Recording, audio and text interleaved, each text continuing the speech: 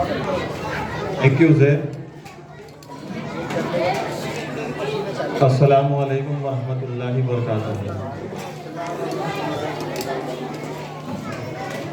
सबसे पहले मैं कोलंबिया इंटरनेशनल प्री स्कूल के प्रिंसिपल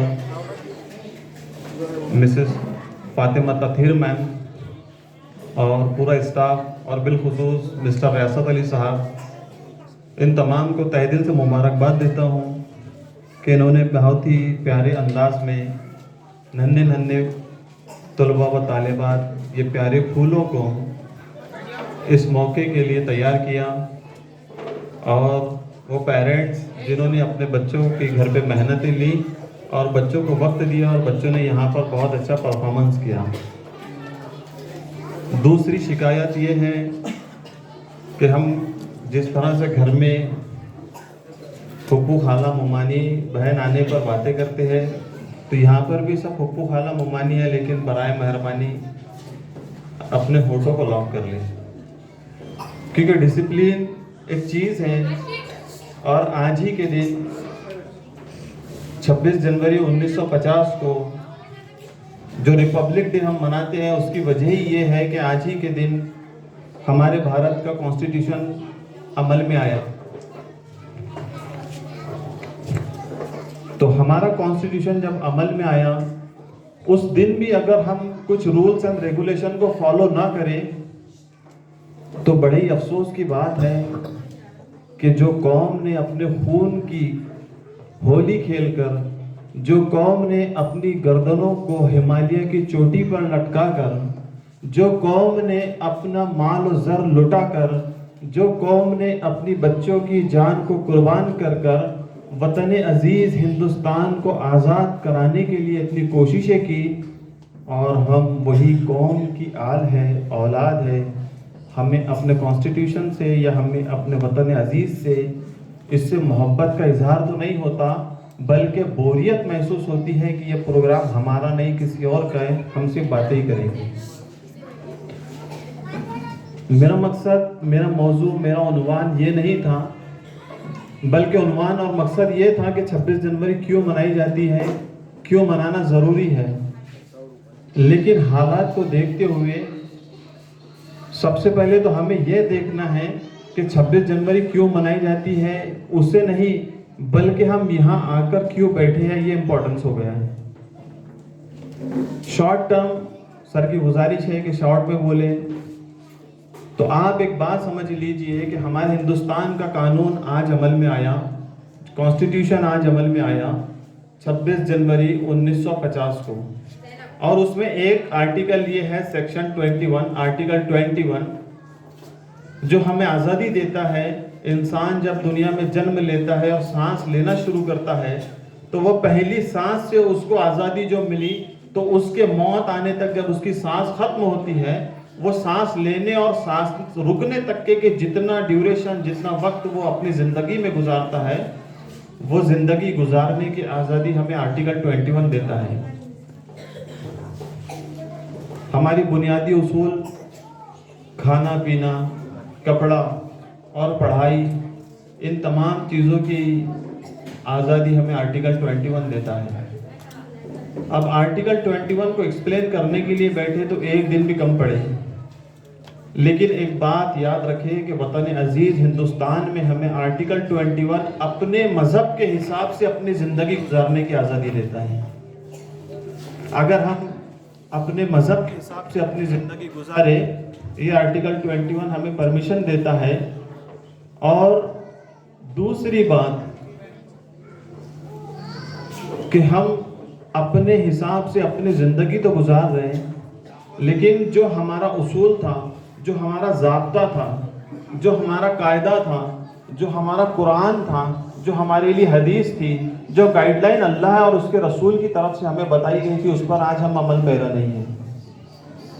बल्कि हालात ये है कि अगर दीन की कोई बात होती है तो उस पर हम बोरियत महसूस करते हैं, और अगर कोई नाच गाने की बात हो तो उस पर हम खुशियाँ और तालियां बजाते हुए नजर आते हैं।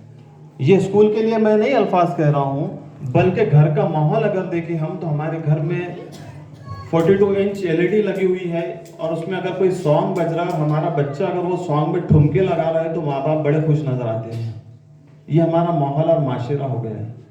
लेकिन अगर जामिया या मदरसे का उस्ताद अगर हमारे बच्चे को मखरज से पढ़ाने की कोशिश करे और मखरज अगर हमारा बच्चा ना गुजार पाए, तो हम कभी ये कोशिश नहीं करेंगे कि हमारा बच्चा खय को खय हलक की आवाज़ से निकाले या खय बोले, क्योंकि उसके माँ बाप को ही नहीं पता कि खय को हलक से बोला जाता है या खय बोला जाता है। तो आर्टिकल 21 हमें ये भी बात बताता है कि जैसे आप दुनियावी उसूल को अपनी ज़िंदगी में अपनाने की कोशिश करें, वैसे ही अपने मज़हब के हिसाब से भी आप अपनी ज़िंदगी को अपना सकते हैं।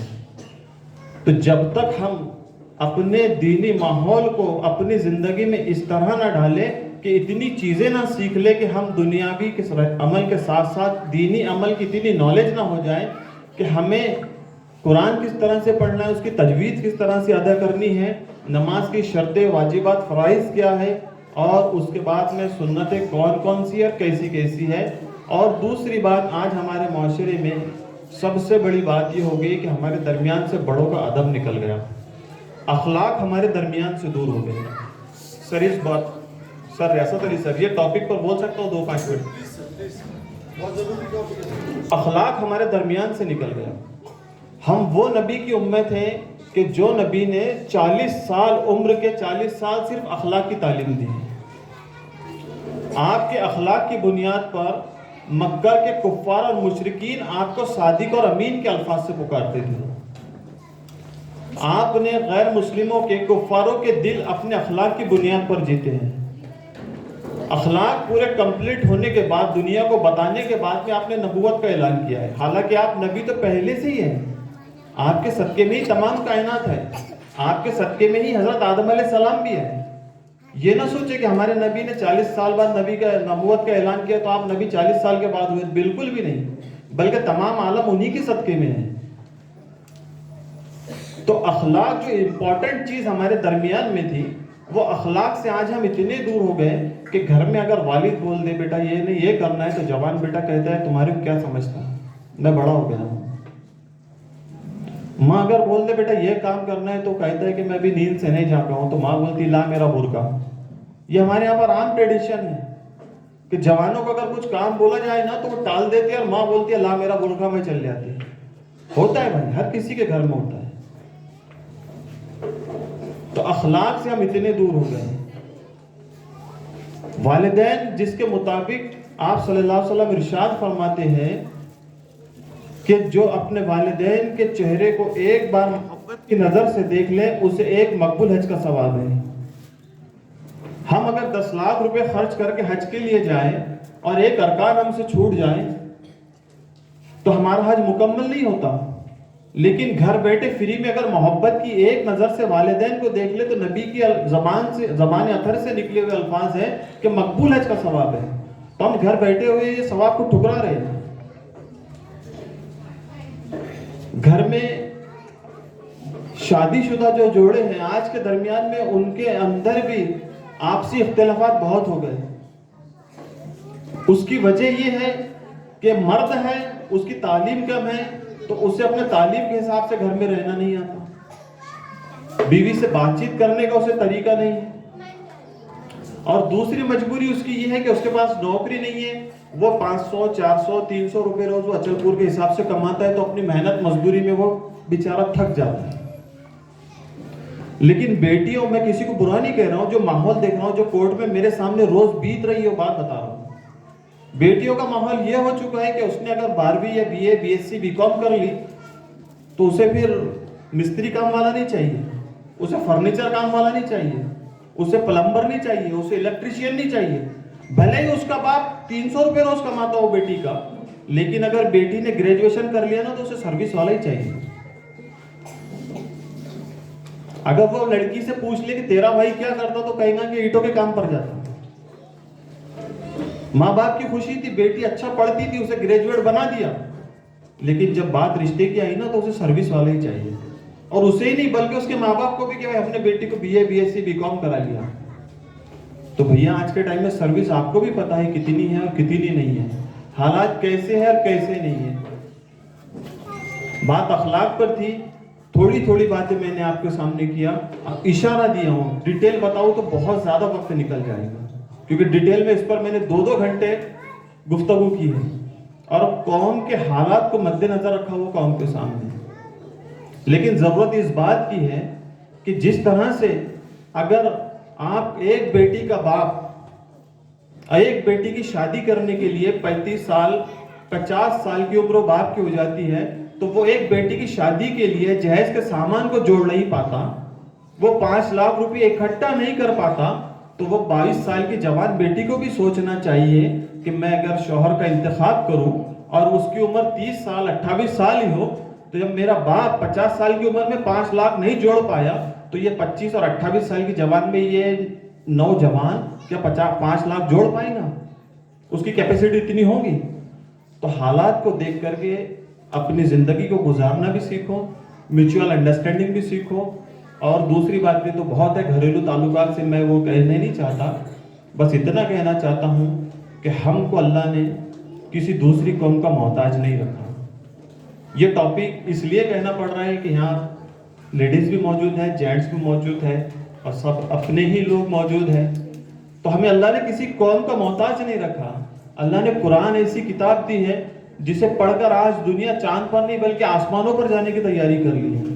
اور ہمارے آئیڈل ایسے ہیں آقا کریم صلی اللہ تعالی علیہ وسلم کے، جن کی حیات طیبہ کو پڑھ کر، جن کی سیرت مصطفیٰ کو دیکھ کر ہمیں کسی دوسرے سے سبق لینے کی ضرورت ہی نہیں ہے.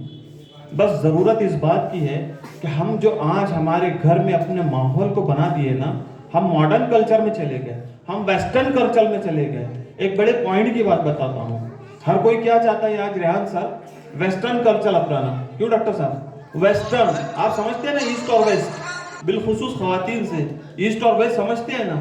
ہم ویسٹرن کلچر، بچوں کے ڈریس بھی آ رہے ہیں نا، تو گھر میں بولتے ہیں ویسٹرن کلچر کر لو. بولتے کہ نہیں بولتے؟ دوسروں کی بات جان دو، میں اپنی بات بتاؤں. بچوں کے لیے ویسٹرن کلچر لو، لیکن سورج نکلتا کہاں سے ہے؟ بولیے نکلتا کہاں سے ہے سورج؟ پورب سے نکلتا ہے نا، ایسٹ سے نکلتا ہے نا. اور ڈوبتا کدھر ہے سورج؟ ویسٹ میں ڈوبتا ہے نا. تو اگر ہم ویسٹ کلچر اپنائیں گے نا تو بالکل ڈوب جائیں گے. سورج ہر شام ہمیں یہ درس دیتا ہے، سورج ہر شام ہمیں یہ درس دیتا ہے، اگر مغرب کی طرف جاؤں گے تو ڈوب جاؤں گے.